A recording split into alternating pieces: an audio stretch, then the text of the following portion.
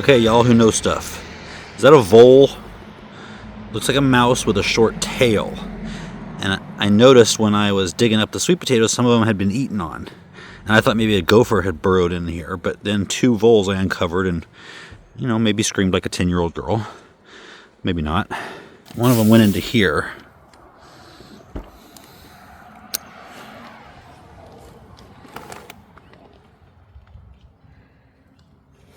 Sorry, that wasn't the best greeting. Hey guys.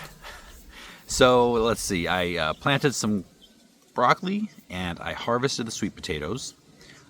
Gave the sweet potato leaves to the flurd. And for those of you who heard me say that a few times, flurd is a flock/herd, Daisy and the sheep. And then I dug up the sweet potatoes, which was a bit disappointing for a few reasons. First of all, it was not as gargantuan as last year's harvest. Second of all, Burpee sent me the wrong sweet potato slips in the late winter. I ordered Beauregard, which is the traditional orange flesh variety, and they sent me something else. It was a purple inside and outside. Now, I've already pulled one and liked it, so that's great. However, the other bed was a purple on the outside, white on the inside, which I actually planted on purpose. However, I thought that one was purple on the outside and inside, not white on the inside. So I got what I wanted accidentally, but didn't get what I wanted at the same time. Even I'm confused. So anyway, I don't have nice orange sweet potatoes for Thanksgiving and for the rest of the year. A couple things from your questions.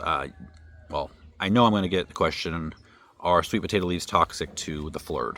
No, they're not. They're edible for people. They're edible for them. They're actually a really great source of protein for them. And so I gave them a whole pile of them today. And then I got a question on the last video. I must have showed the sweet potato vine. And so they were asking, why don't some people recommend to cure them before you eat them? I was just pulling it and eating it.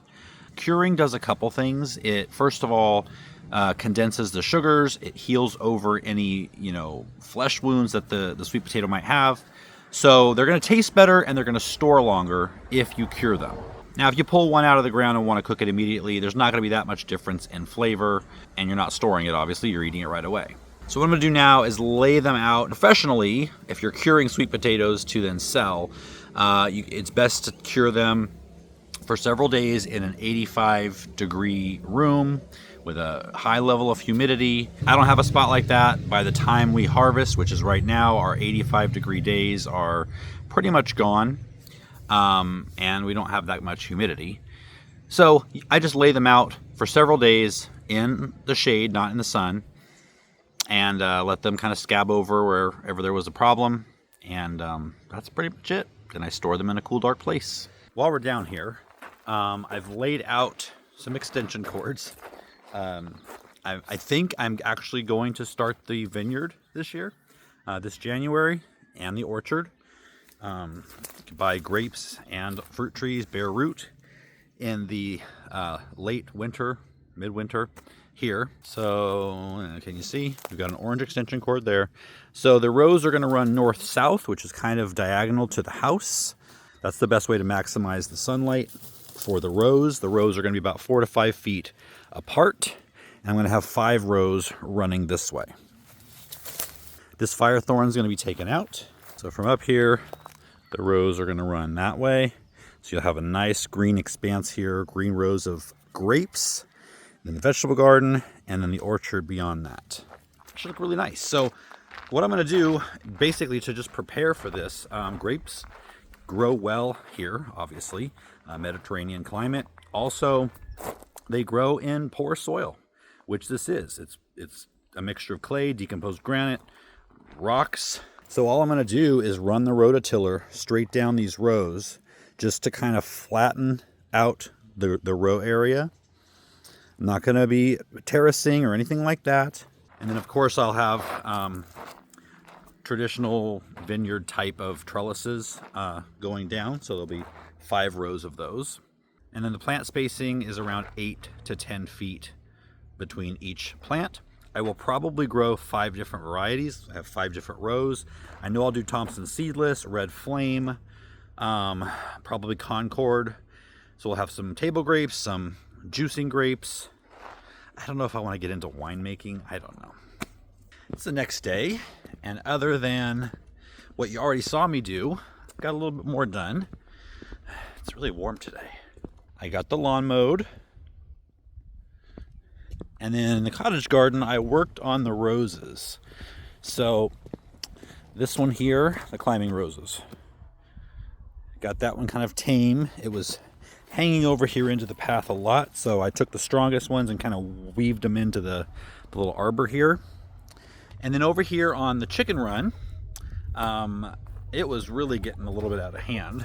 I hadn't pruned it in a few months, as you can see. But now, I've got it tamed up a little bit. So I took the stuff hanging here and trained it straight up, and I started over the top. I got this all cleaned up. So the idea is 3 columns of roses, and then across the top, and then across this portion here. And then I'm letting it kind of meander its way up onto the gable here. And then I did a little bit of deadheading over here, just kind of out in the garden a little bit. And then I really cleaned up this climbing rose here. I just left 3 main branches to lead up to the gable here. I'm gonna let it grow a little bit this way, and then up and over the top of this gable. So now I'm gonna get started on something that you probably thought was never gonna happen. And that is getting started on the grass out in the pasture. I know, like I said, you probably thought that was never gonna happen. So the idea is to get the grass started before the rainy season, which I'm getting a little late on that. I still have to have a way for this girl and the 3 of the flirt there to get out here and stretch their legs. So I think what I'm going to do is block this out and sow the grass seed. I'm going to basically leave a path, probably where the shadow is here, from the corral along this way and up to the top, and put some fencing along here, and then up at the top where the pond's going to be, that whole area up there, they can go up this path and stretch their legs up there so that this all can be seeded. I'm going to choose not to worry about the big clods. You know, it'll probably be, you know, a little patchy in those areas, but then I can come through and kind of rake it down. It's a pasture though, it's not a front lawn. I'm going to be using orchard grass seed. It's what they're already used to eating, first of all, but second of all, it grows here. We get about 15 inches of annual rainfall, and it could survive on 16 inches. We're going to irrigate anyway, so that works totally fine for here. It's drought tolerant. It will grow in sun, and it can get used to some shade as well. So down there, it'll still work in the shadier spot because it gets some good morning sun. It's also a perennial grass, so it will not die back here in the winter at all, really. So in colder places, it will kind of die down and then come back. But we should be able to, as long as we're watering during the summer, have year-round growth on it. And it's made for pastures, so the hoof traffic. Now, we got 3 kind of miniature animals, so even Daisy as a cow is not going to trample the grass, but we are going to be rotationally grazing them. So that will help even more. So I'm getting 2 sprinklers, I think 2. I'm going to measure. I'm actually going to measure the area out here that we have to water. I've got 2 sprinklers in my Amazon cart right now. I'll put a picture up here.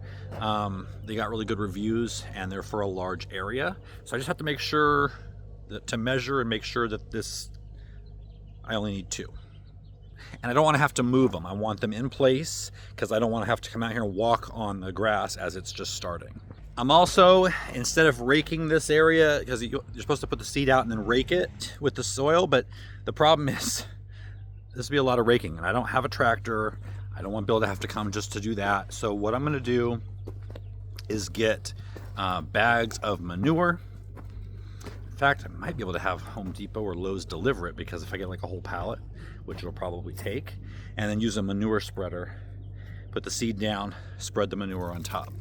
But for all this, I need to know what kind of space we're working with.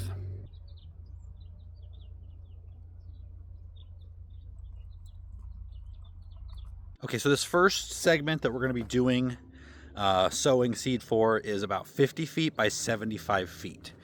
The sprinklers cover between 40 and 85 feet diameter, depending on water pressure. Ours is probably middle to low pressure, so I'm thinking with the 2 sprinklers, we should be able to get good coverage. So the plan is up here, we'll have a fence that goes from here, this fence straight out across and over to like where that first tree is. And then that will divide this section from the lower pasture. Eventually, when this is a pond and there's some shoreline, we're going to not have Daisy be able to get up here. Her pasture will be all the lower pasture. The sheep will be allowed up here because the weight of their hooves on the pond liner is not going to be an issue. They're very light. Daisy, on the other hand, is another story. So we'll put that fence as close to the pond as possible to keep her out of here. Now there will be a line of trees going across here. You don't need to know that for this, I'm just saying it. So that up top part will be for the sheep to graze on. They're also going to have some grazing area over here on the other side of the property. So where we're building this wall, this is the orchard. It's going to be over here. I was going to have wood chips as the floor of the orchard. Then I'm like, that's a waste of space. Why not just have grass under the whole entire orchard and vineyard for that matter? So baby doll sheep don't typically eat bark. In fact, they are bred for that reason, for vineyards and orchards, to be able to eat the grass below it, but not be able to reach the leaves on the grapevines or the fruit trees. So they'll be able to graze all over here and all over underneath the vineyard. And that really should take care of them. They should be able to eat sufficiently on that without any added hay. I'll probably still give them some alfalfa and some clippings and things just as a supplement for protein and added minerals. I don't believe we'll ever be able to, on the property we have now, grow enough grass for Daisy to be solely on grass that we have for her to graze on. There will always have to be a supplementation of hay. It's just the way it goes. So self-sufficiency wise, if I ever wanted her to be, no hay, all grass, we would have to buy an adjoining property someday to be able to do that. But like I said before, I'm not going to worry about being self-sufficient in everything. So if I have to, bring in hay to supplement, then that's what I'm going to do. And we are still working out the cow math, trying to add up everything we spend on dairy products that we could, pretty easily produce here. Milk, butter, cream, certain cheeses, yogurt. So figuring out what we spend on that every month, and then what we spend on hay or irrigation for the grass. And that is only if she produces enough milk. Now, she is not a milk cow. She is a dual purpose cow, meat and milk. And because she's a small cow, she's a miniature, a Dexter on the very small side of things, she's not going to produce like a Jersey would. Jerseys are going to give you 3 to 5 gallons a day, which we don't need. And Dexters, maybe a gallon and a half, maybe at the most. However, we are going to be sharing that with the calf. So if she does not produce enough milk for us, there's a couple of options. If she has a female baby, we could keep that baby and have her grow up into another milk cow. So we'd have 2 milk cows. And then between the 2, that should give us, enough milk. Or we could, the next time it comes to breeding Daisy, we could breed her with a Jersey bull. And the offspring of a Jersey and a Dexter is called a Belfair. You still get a smaller size cow, but you get more milk. So that's another possibility. But until we see how much Daisy produces, which will be next May, June, we can't really finish the cow math equation. So I'll keep you updated on that. So over the last couple of days, they ate the rest of that tree that I put in here, the carrot wood tree that I took out or cut down. They ate 2 raised beds full of sweet potato leaves and 3 mowers full of grass that I mowed up in front of the cottage. But I got to feed them less hay yesterday, so save money that way. They also love banana leaves, which when these start really growing and reproducing, we're gonna have a lot of those. I'm also just getting ready to sow a bunch of kale. I'm not sure where I'm gonna put that yet. However, I don't like kale at all. I've never found a good way to cook it. If you have, tell me down below, but I'm really growing the kale mainly for the animals because it grows a lot. It will grow year round here and they can eat it.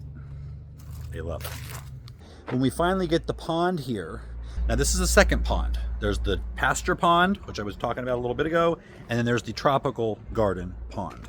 So we're having two, so just gotta keep that straight. But the tropical pond is gonna be a natural pool where there's no chlorine in it. It's filtered naturally through plants and biological filtration and probably UV. However, to do that, you've got to have large portions of the pond planted. And so there's going to be a big swath on both sides of the pond that are planted with taro. So these guys right here, they are really great at filtering water. They soak up a lot of water, so they're going to love it there. Now taro is edible if you like poi. I've had good poi and I've had bad poi. The best poi I ever had, I made myself from taro root that we grew. However, it's not something we're going to be like eating all the time unless times are really hard and we need that. However, once the leaves start to get a little bit aged, I can cut them off and feed them to the animals. They love those as well. So is Bella sending me a message with this chewed glove? Well, I don't know if you can see, but it is raining right now. So I had a couple of things I wanted to do with you this morning, but that's not happening. And I need to get this video out. So I'll see you next time.